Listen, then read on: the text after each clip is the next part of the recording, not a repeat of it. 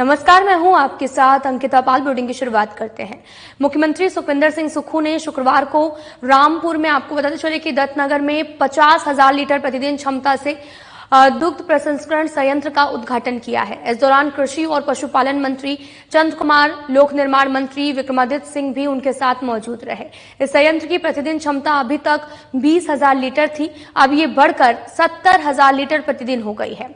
और इस संयंत्र में दूध से दही, लस्सी, खोया, फ्लेवर्ड मिल्क इत्यादि उत्पाद बनाए जाएंगे। और मुख्यमंत्री ने जनता को संबोधित भी किया है।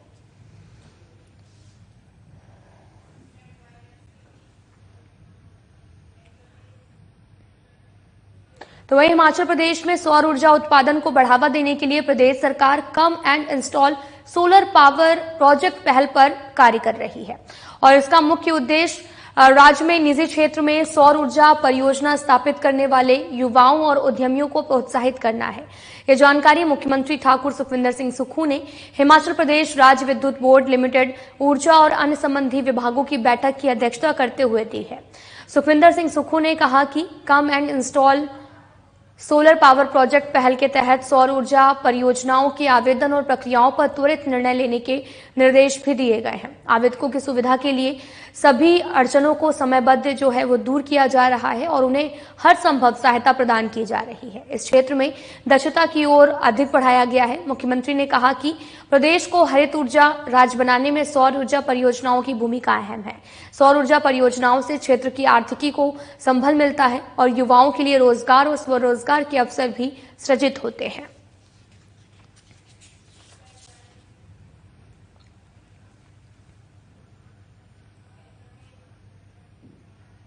तो वहीं प्रदेश बीजेपी के प्रवक्ता राकेश शर्मा ने हिमाचल प्रदेश हाईकोर्ट द्वारा सीपीएस की नियुक्ति को रद्द करने के फैसले को जनहित में बताते हुए कहा कि सुक्खू सरकार द्वारा जो 6 सीपीएस बनाए गए थे वे जनता पर बोझ थे और हाईकोर्ट ने गैर कानूनी ढंग से बनाए गए इन पदों को तत्काल प्रभाव से खत्म किया है।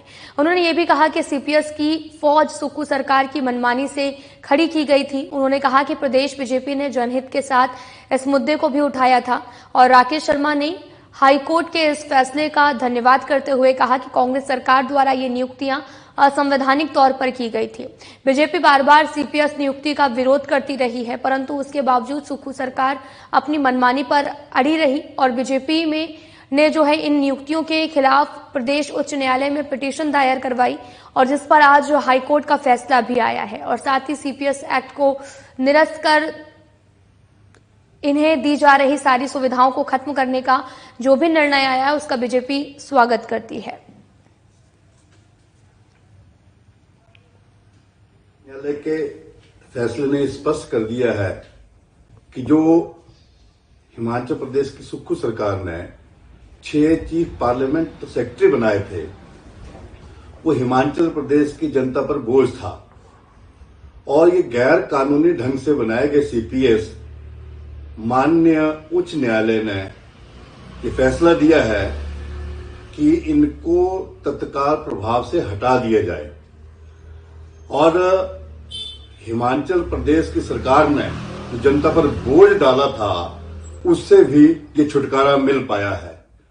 ये सुक्खू सरकार की मनमानी से जो हिमाचल प्रदेश की जनता पर बोझ था वो भारतीय जनता पार्टी इस मुद्दे को भी उठाती रही है और मुद्दों को भी उठाती रही है। और भारतीय जनता पार्टी माननीय हाई कोर्ट का धन्यवाद करती है कि जो इस हट्टी सरकार ने गैर कानूनी तरीके से जो सीपीएस बनाए हैं उनको हटाया है और इस जो कानून को भी निरस्त किया है। भारतीय जनता पार्टी हिमाचल प्रदेश के हाई कोर्ट का धन्यवाद करती है। Himachal Pradesh vocational teacher welfare association का 11वां दिन तक चला धरना आज खत्म हो गया है। ये वोकेशनल टीचर 11 दिन में लगातार शिमला के चौड़ा मैदान में धरने पर बैठे थे। सचिवालय में शिक्षा मंत्री रोहित ठाकुर के साथ इन वोकेशनल टीचर्स ने मुलाकात कर उनके समक्ष अपनी मांगे रखी हैं। वहीं शिक्षा मंत्री ने इनकी मांगों को लेकर हर संभव हल करने की बात भी कही है और इस धरने को खत्म करने की अपील की गई।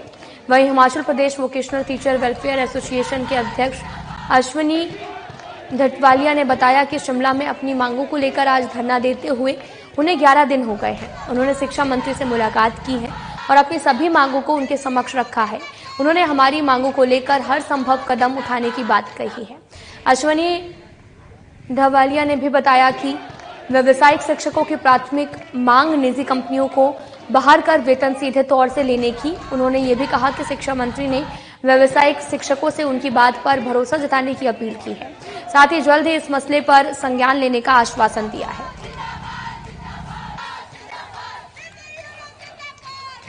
सबसे पहले तो मैं धन्यवाद करना चाहूँगा पूरे व्यावसायिक परिवार की तरफ से शिक्षा मंत्री जी का कि उन्होंने हमारी समस्या को समझा, सुना और वो हमारे बीच आए, क्योंकि हम वार्ता के लिए सेक्रेटरीट गए थे। वहाँ पर हमने कहा कि सर हमारी मांगों का कोई लिखित में आप पॉलिसी प्रोसीजर चली हुई है उसे बनाते रहें, परंतु हमें लिखित में कोई आश्वासन दे दें। तो शिक्षा मंत्री जी ने कहा कि मेरा चेहरा ही लिखित है, मैं आपके बीच में आकर, क्योंकि आप मेरे शिक्षा विभाग के कर्मचारी हैं, तो आपके लिए बेहतर ही करूँगा।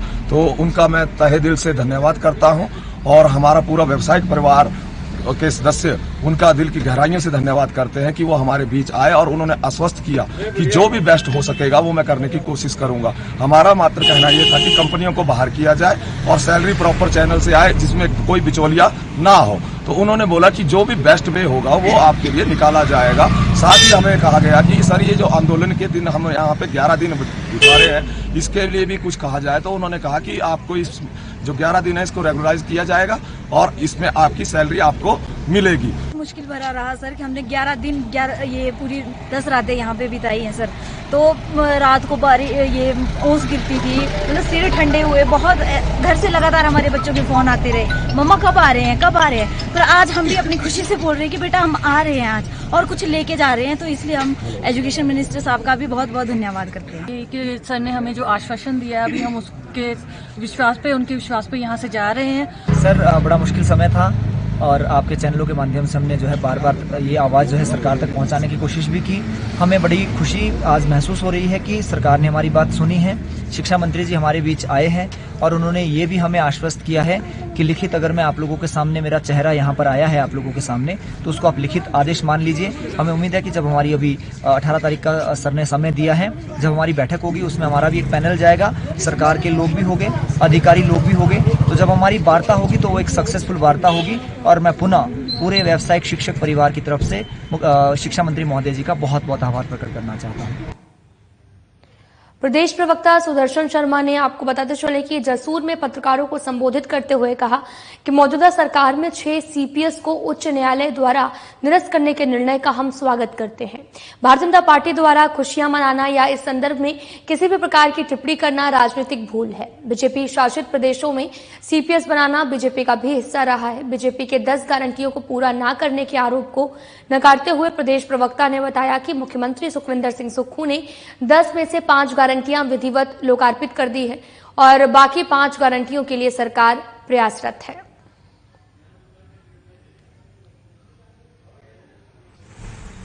ये जो हाई कोर्ट का जो फैसला है 6 सीपीएस के प्रति, हम उसका सम्मान करते हैं और स्वागत करते हैं। ये जो हमारे 6 सीपीएस थे जो कि सरकार का हिस्सा रहे हैं और उनको जो निर्णायक फैसला दिया गया है माननीय उच्च न्यायालय ने, हम उसका सम्मान करते हैं। और हमारे जो ये 6 सीपीएस थे, इन्होंने अपने कार्य में रहते हुए जो सरकार का हिस्सा बने, एक सराहनीय काम किया और अब मौजूदा विधायक हैं, हम उनका सम्मान करते हैं। और यदि भारतीय जनता पार्टी इसके प्रति कोई अपनी प्रतिक्रिया देती है तो ये उनका एक राजनीतिक भूल होगी, क्योंकि ये एक राजनीति का हिस्सा जो है ये उठक पटक चलती रहती है, इसमें कोई बोलने की बात नहीं है। शिमला के मेयर ने स्पेन के बार्सिलोना शहर में हुए स्मार्ट सिटी मिशन के वर्ल्ड सम्मेलन कार्यक्रम में करोड़ों रुपए के नए कार्यों की रिपोर्ट पेश की है। कार्यक्रम में हिस्सा लेने गए नगर निगम महापौर सुरेंद्र चौहान और शहरी विधायक हरीश जनरथा ने ये रिपोर्ट पेश की है। कार्यक्रम में शिमला शहर में हो रहे करोड़ों रुपए के नए कार्यों की रिपोर्ट पेश की गई। महापौर ने कहा कि इस कार्यक्रम के दौरान सोलर एनर्जी पर भी कई प्रोजेक्ट पेश किए गए हैं। शिमला शहर में भी इन पर योजनाएं तैयार हो सकती हैं।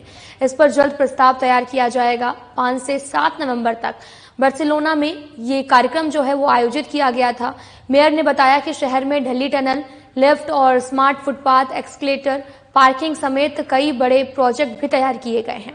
कई प्रोजेक्ट्स पर काम भी चल रहा है और आने वाले दिनों में टॉयलेट से भी IGMC टनल का निर्माण होना है और सरकार इसके लिए बजट भी दे रही है। नगर निगम शिमला जनता से जुड़ी सुविधाओं को ऑनलाइन भी कर रहा है। इससे आम जनता को सुविधा हो रही है।